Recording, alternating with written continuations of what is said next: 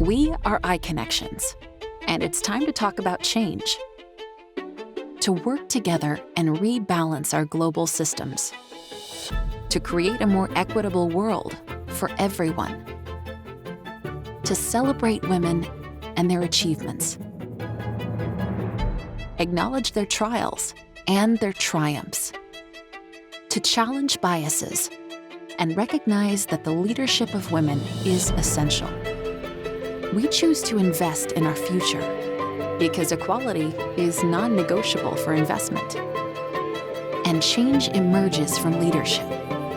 We must overcome discrimination, challenge gender inequality, and balance our responsibilities. Every challenge comes with a choice. I choose to challenge. I choose to challenge. We choose to challenge.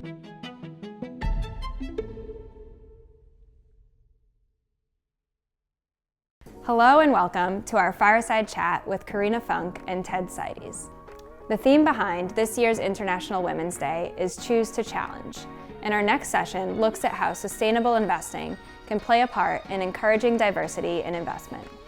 Ted Seides, host of the Capital Allocators podcast, takes the interviewer's seat.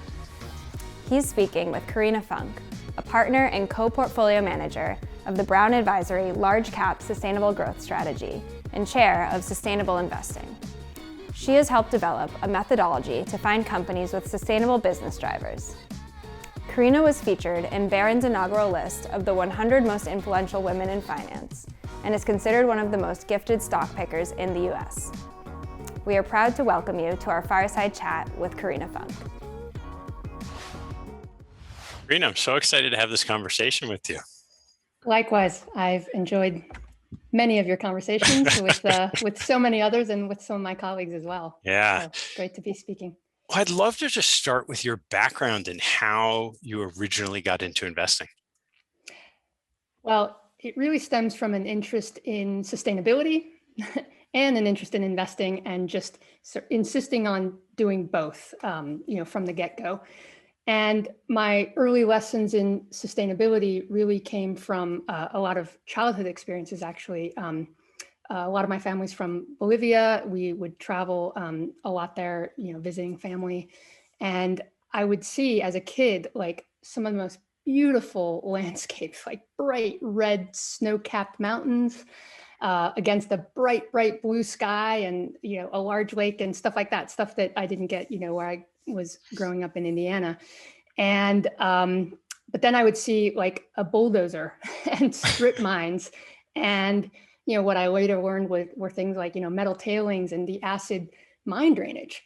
And, over time, you start to ask questions. I didn't have any particularly sophisticated insights as to, why aren't those kids in school? And, just sort of learning about not really having a view at first on things like child labor, or even really knowing about, just the intricacies of, economic development that really does sometimes go hand in hand with environmental and even social degradation or challenges. And so I just knew that I wanted to be a part of the solution and not part of the problem. I liked science and math. So I actually went into engineering as my first career, even though I've been in investing roles for, 18, 20 years. And in those engineering roles, I saw how companies can actually really do good things for, for their own productivity, for their own efficiencies. And by the way, if you're optimizing around some of those constraints, more often than not, you're improving the customer outcome as well. You're helping them save money, either be more efficient and more productive themselves, or you can improve product quality. So I really saw how these companies can really create competitive advantages. I didn't sort of have the language of investing at the time, but it was, that really helped sort of bring together an investment philosophy that, some of the large global companies that are a part of our everyday lives. And I was working for some large industrial companies, they can really move the needle on environmental profiles around the world, on the customer experience, on their own bottom line, on growth opportunities, competitive advantages, and shareholder value. And so, I got that language of investing a little bit later deciding to move into venture capital, leveraging my technology background to do technology due diligence for actually, at the time, early stage environmental technologies. I was able to carry on with that expertise. So I was basically doing clean tech before clean tech was a thing. It took me a little while to work my way back up market cap because actually in my early venture capital days, with trying to invest in like some breakthrough, seed stage early technologies, my co-investors were not like the household, they weren't the venture capital firms that, have made Silicon Valley what it is today. They were a lot of times angel investors, right? And, people who personally had the perspective of like, I remember some conversations around, well, gee, my capital is not doing a whole lot. It's not doing a whole lot of good in the world, just sort of, sitting in my brokerage account or what have you. So it was, people were sort of what I call buying a lottery ticket, investing in some, really, really early stage risky technologies. And that's all well and good. There's definitely a need for that. But I just kept thinking, well, gee, that doesn't help people with 401ks, or pension funds, or people who need savings account. I kept thinking of that adage of, how do you make a small fortune?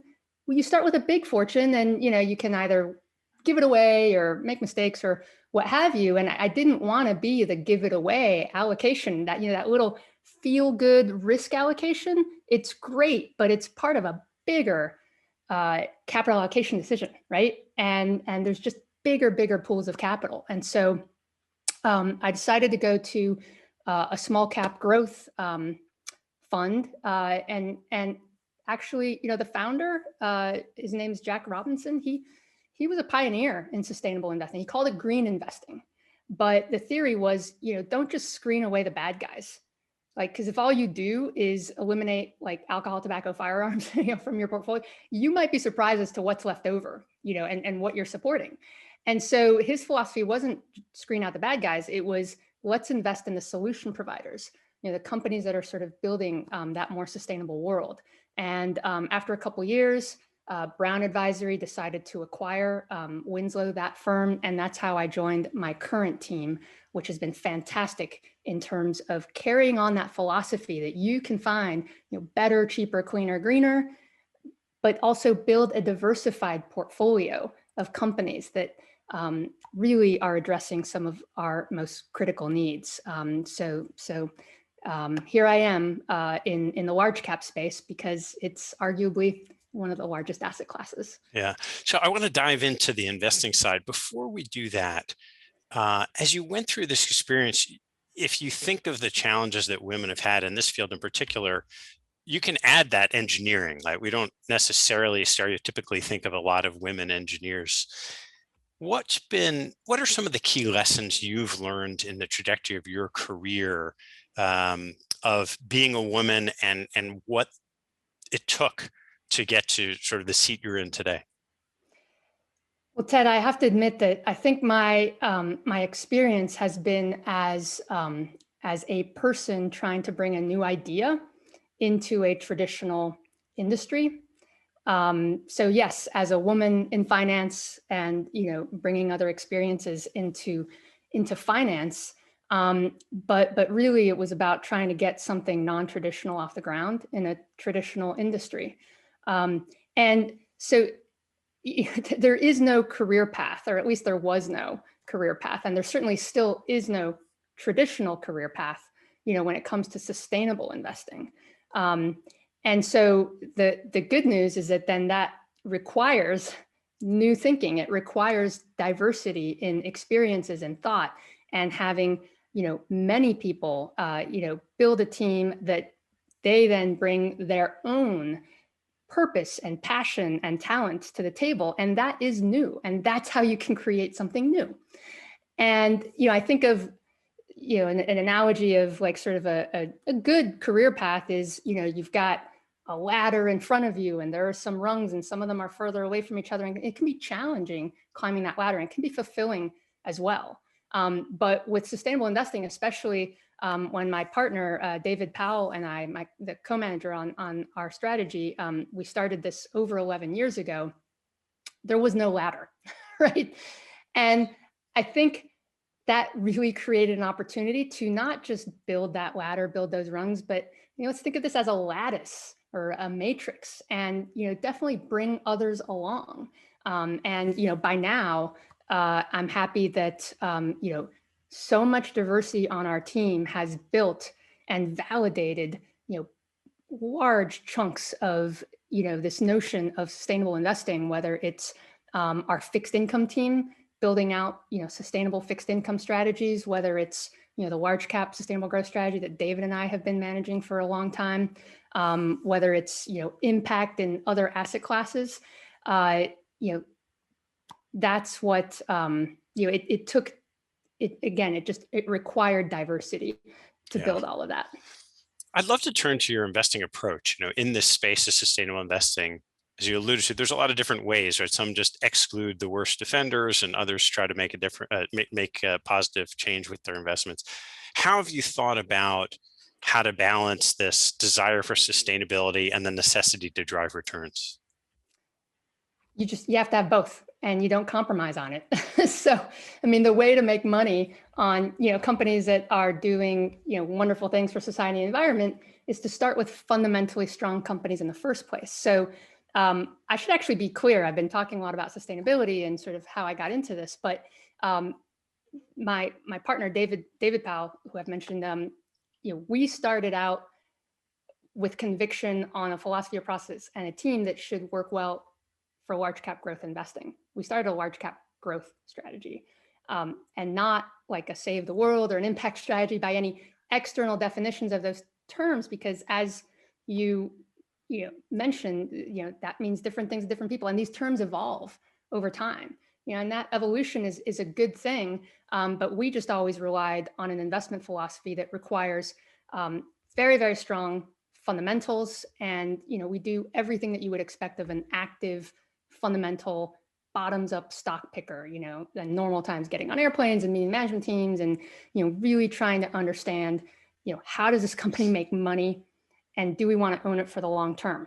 But the long term, that requires a sustainability lens, right? You can't talk about a resilient business, sustainable business, if your supply chain isn't, at minimum, resilient to the physical effects of climate change, or if you're not positioned for, your next generation of consumers and investors, and not, building that, top quality talent and helping that talent understand that, yes, indeed, there are people that, look and think like you, and not necessarily just people that don't, that are actually making decisions.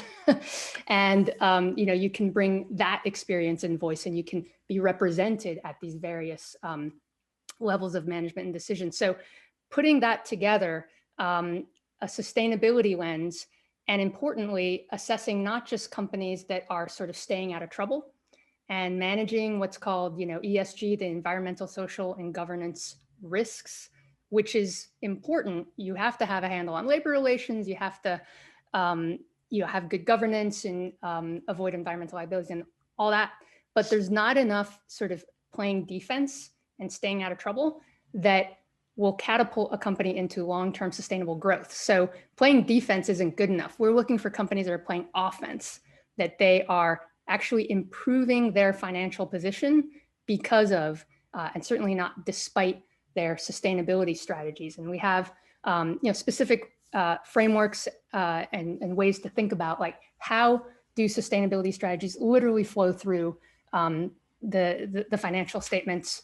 And but the reason we do all of that sustainability research is to just become better fundamental investors. And I think every active manager should be looking at this. You learn so much about a company's strategy, operations, their prospects for growth, by understanding how they think about their sustainability risks and if they're adding capital to those opportunities.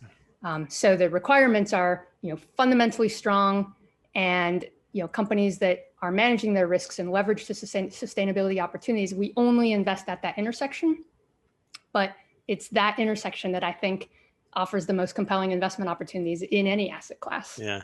So as you bring that intersection together, what are some of the frameworks that you use that will take a company and make it through your filter to do the kind of fundamental work you want to do?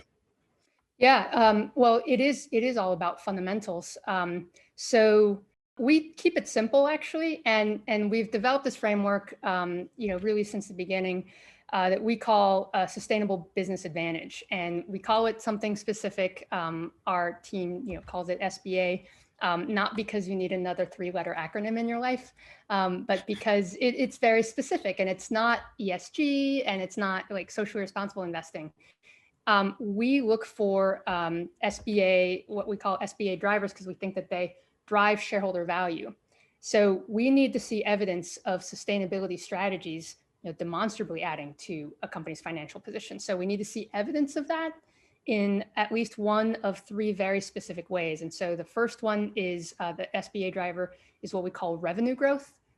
What we call it. That's 2 common terms strung together, revenue growth. But it has to be at least in part driven by sustainability strategies. I mean, the easiest way to think about that would be a product or service that essentially pays for itself, due at least in part to, say, energy savings, water savings. I mean, if you're using, when we go to restaurants again, if you're using Ecolab's dishware washing technology, you're using less water, you're using less energy to transport and heat that water, you're using less material, you're using less soap.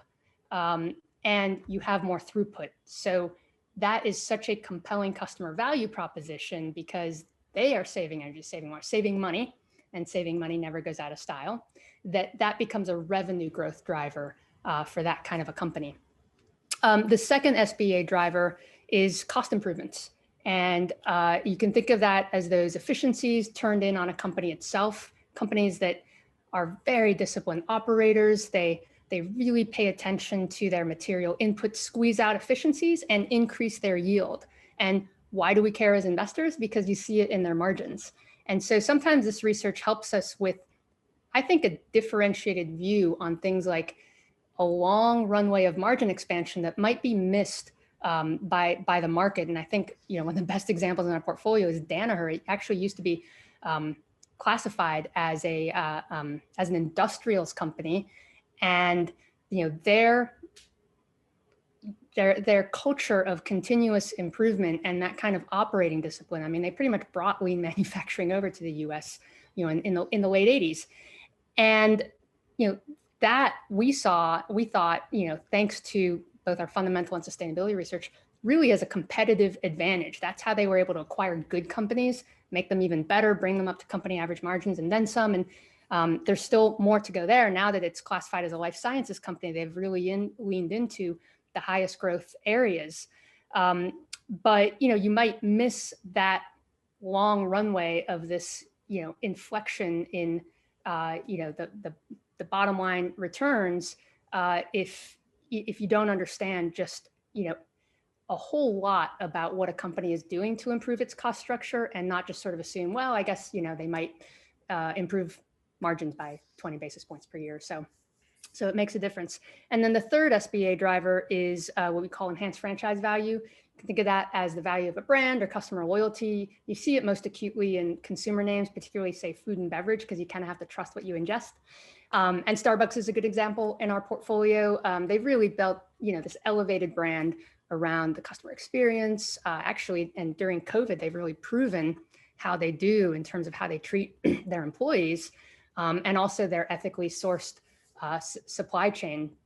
So those are the 3 SBA drivers that we think we can, really get, that they really give us a view on the company's, fundamentals and their financial model, and just a long-term view. I'm curious how you think about the phrase ESG, right? So when you talk about sustainability, sometimes people synonymize that with the E, the S, and the G. And as you walk through the revenue and cost drivers, a lot of those are environmentally friendly propositions. And then you start talking about franchise, and now you start thinking about the experience, the culture of the workers. Where do you focus on? Let's just start with the S. on diversity and inclusion, diversity, equity, and inclusion in your assessments of companies? Yeah, well, diversity and inclusion, I think it is certainly, as you point out, it's a portion of that S, and it's important to just sort of in the broad sense, like I said, understand and the way as concentrated active managers, we're really trying to understand what it means for a business. We're not trying to understand what sort of the best practices are for diversity and inclusion, in an overall industry or a subsector. I mean, that's good to know and to make progress on. But really, we seek to understand, what does it mean for you and your business, and what are you doing about it? What are your goals? And as long-term investors, we can actually hold them accountable to those goals. So I'm actually more interested in progress towards diversity and inclusion goals at this time, rather than strict goals. But although I am happy to see that I think it's about a third of our portfolio holdings actually include diversity and inclusion as elements of executive compensation. And there are best practices that I think we are going to be moving towards. Like, that is going to be expected. And clearly, there's sort of the obvious, there's the more easily measured elements of diversity and inclusion, like diversity. What's the diversity of your board? Do you have women on your board, in the executive management team, and things like that? But you really have to peel the onion back another layer, and oftentimes it really just requires talking to the management teams, sometimes HR, but understanding how it comes from the top. And sometimes it also, comes from that sustainability function, to understand, exactly, what a company is doing to attract and retain talent, and whether and again, it's business model specific. Are they really focused? And because this is the acute need, are they trying to build that entry pipeline, or are they trying to support the talent that they have, or are they trying to, add diversity to their board? Whatever that goal is, that's what we want to see, the goal setting, and then we want to see that attainment. But again, why is it important as investors? It's not just a nice thing to do. I mean, it definitely is. But if you're not attracting and retaining the right talent, I mean, I think in software, there's numbers out there that there's going to be like, over 1.2 million jobs shortage of software expertise, software engineers within the next 5 years. Okay, we're not going to get there if we keep, hiring people that look like the previous folks. And so, really understanding, again, the pipeline, the promotion, the retention, and then the representation at, the management levels and the board levels. Those are all areas that are important. So if we think about these things as good things for companies, for sustainability, for the long term, I'm curious, a couple things. One, and let's just start with, where did these different, let's call them buckets, whether it's the E, the S, the G, situations where they conflict with each other when it comes into your assessment of a company? It's not necessarily the case that every company is doing all the right things. And how do you balance those tensions? Yeah. I mean, gosh, are any of us doing all the right things, in the choices that we make, and, in our personal and professional lives? And because these are very large companies, and like I said, they are a part of our everyday lives, it is absolutely true that many of these companies are doing a lot of things that are innovative, and that they and their employees, their customers, their board, they should be proud of. But they are also simultaneously doing some things that can be harmful. And I think the most important thing is, from a research perspective, we really need to understand the good, the bad, and the ugly. Okay, we have team members with different backgrounds, with different skill sets that really help us put those pieces together. Our fundamental analysts are looking at this from one perspective, and they're building a financial model. Our sustainability analysts absolutely have to work with the fundamental analysts. You can't understand ESG criteria or some of that context without understanding the business model. And you can't fully understand the business model unless you understand, sustainability risks and opportunities that the company faces. Because it's true that companies will, they absolutely have opportunities and they have risks.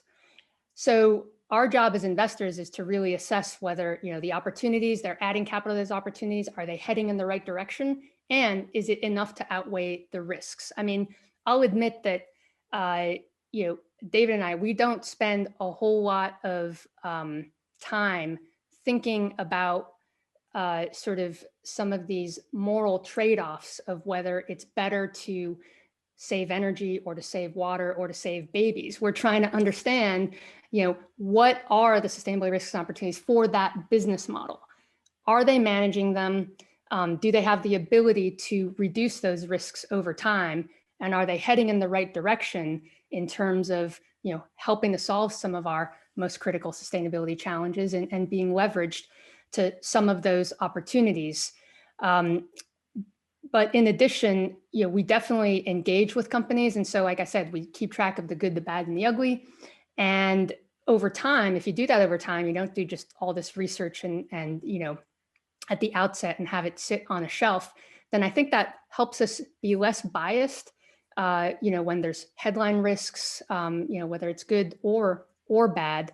And it also helps us engage with the companies properly. And like I said, keep them accountable to the goals that they themselves set, and sometimes help nudge them in the right direction. And so when there are, when ESG risks are very high, as they are for some of our largest companies that, some of us use every day, like I would challenge people to, stop using some of the companies that, do have a lot of ESG risks, but that also are adding capital to a whole lot of opportunities. So in those cases, we do have some engagement priorities where at Brown Advisory, as an investment team, we just try to use our voice wisely, because engagement for us is an investment process. It's not sort of a separate process. And so we think about, what are the areas where we can actually use our voice wisely and actually make an impact. So in any given year, we're only going to engage on about 4 or so priorities, not 20. And we actually think that works in terms of making a difference with companies. We've gotten feedback that investor engagement that is consistent and focused and doesn't throw in like the entire kitchen sink and focuses on a few priorities at a time, that's what can help move the needle. And again, it depends on the company, whether we're talking to them about artificial intelligence ethics, whether we're talking about their labor relations, whether we're talking about why don't you have a woman on your board in this day and age, or whether we're talking about environmental risks and things like that. Yeah. You started off moving to this public equity side from small early stage venture capital so that the investing you were doing would have a bigger impact. And now you're in this large cap growth world with a lot of capital behind you. I'm curious, when you go to make decisions about the companies in your portfolio, there's a lot of different ways to frame what's good in terms of the potential for stock return. So sometimes it could be you're going to invest in the best companies from a sustainability lens as one of the inputs. Another could be companies that aren't doing very well but are improving. I'd love to know how you thought about those different types of opportunities in the space. Those are some approaches that are definitely out there, and they're reasonable approaches. They're not ours. Like I said, the reason why we do all this research is to just get better insight into a company's fundamentals. And that's, I think, the job of an active investor. And, the more there are different approaches and the more this space evolves, it's great. And the more we have transparency and more data and frameworks and, even ratings and rankings and things like that. I think any investor needs a process to take in all these inputs, and those inputs change over time. My goodness, if you talk about the E, the S, and the G, we've been learning in society.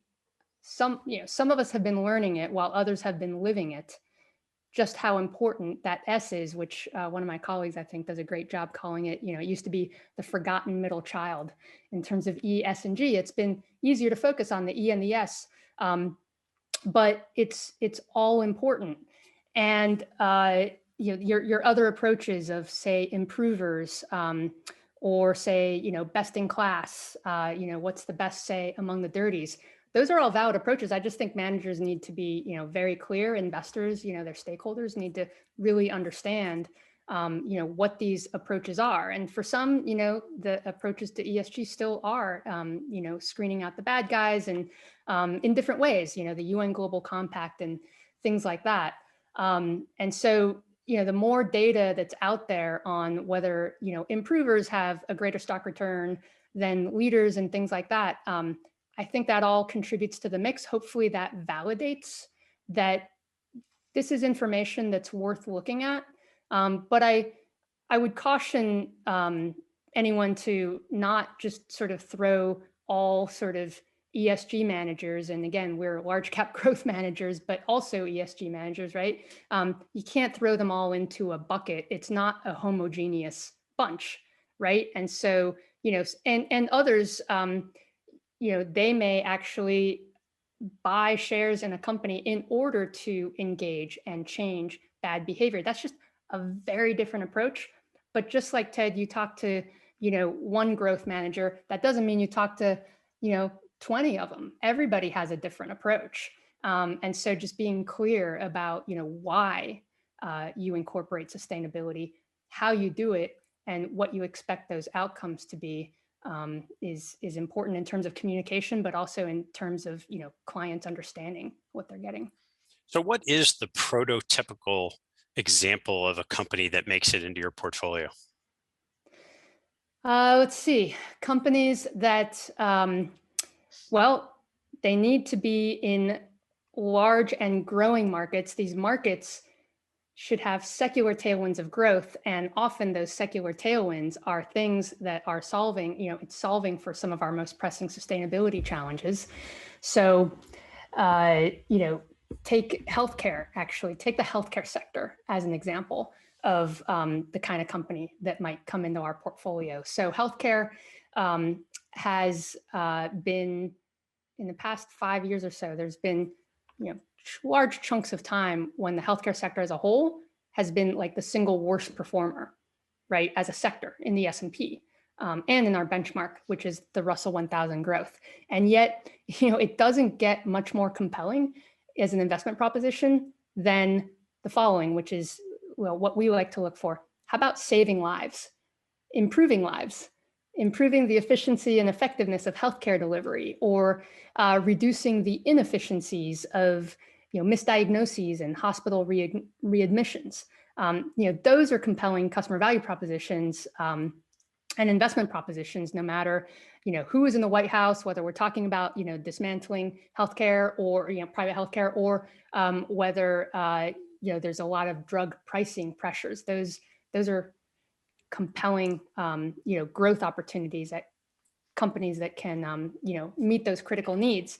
And then in terms of fundamentals, we like to see really high revenue visibility. So there's a lot of life sciences and diagnostic tools companies that have, sort of that razor blade model, equipment, and then consumables. And so, Danaher, Thermo Fisher, they actually became the largest contributors to our PCR, polymerase chain reaction, SARS-CoV-2 testing in this country.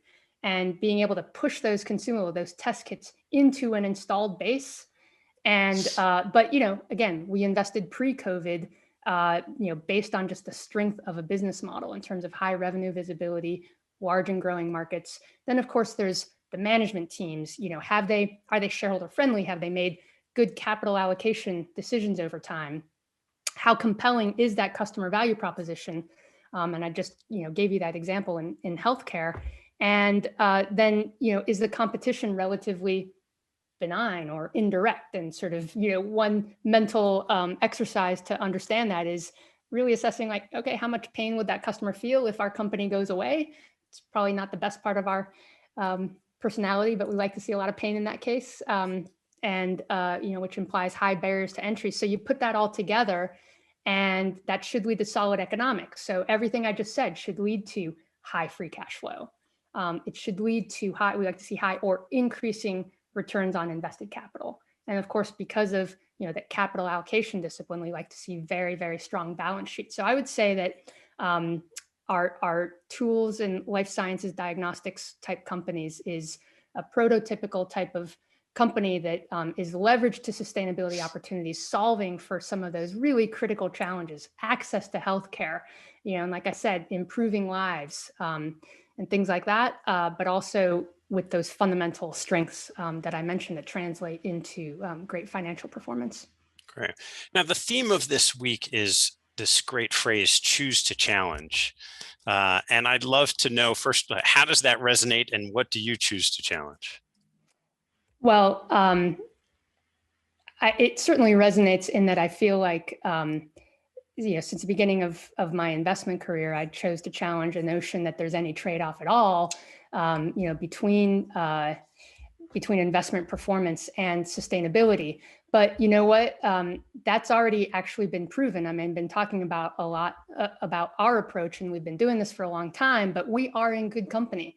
By now, there are several managers, there's many managers, and you see that, you can see the ratings, rankings, and performance and things like that of managers that, can credibly incorporate some of this, some sustainability like ESG risk or sustainability information, and that have 5+ years experience, and they've provided good returns. So having proven that, I choose to challenge still any notion that this is a niche, that sustainability is a separate consideration. I've been saying all along, the reason we do it is to understand a company's fundamentals. So I would say that I would challenge anyone listening that you can be more thoughtful about how you allocate capital, even if you're not a capital allocator. And even if you're not, you should listen to your podcast called Capital Allocators, Ted, which I enjoy. But, look, even outside of investing, making an impact, within or outside of investing, making an impact, it's a big ambition. It'll take a lot of different approaches to move in the right direction. And, among, listeners or any of our peers, anyone that we know, I mean, some people are creating technologies.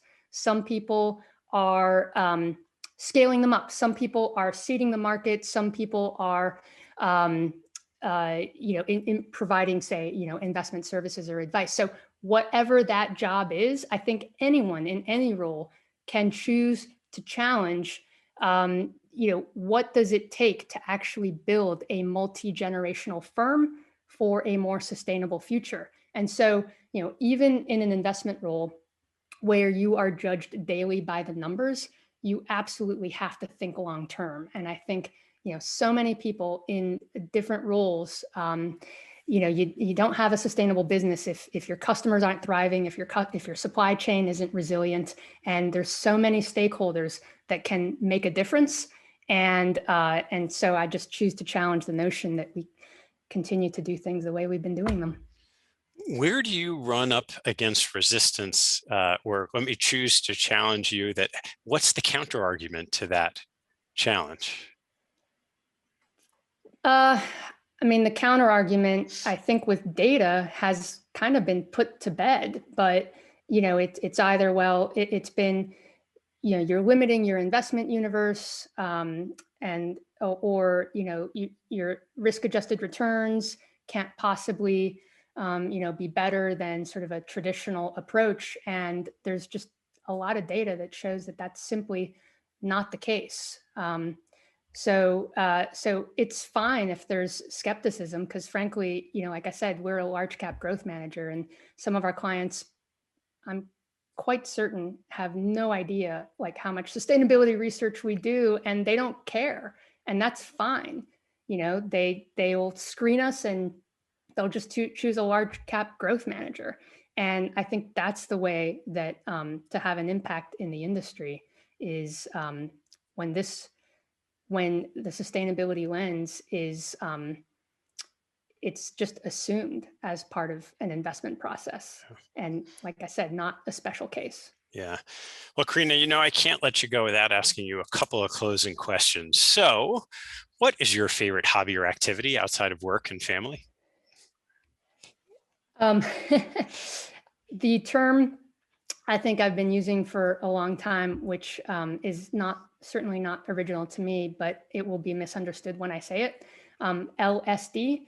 But that means to your listeners who know what I'm talking about in terms of long, slow distance, those are the kind of activities that I love, whether it's, running, biking, paddling, sort of using your own motive power and being out in the open for hours, days, or even weeks at a time. If you can do it, that's what I love to do.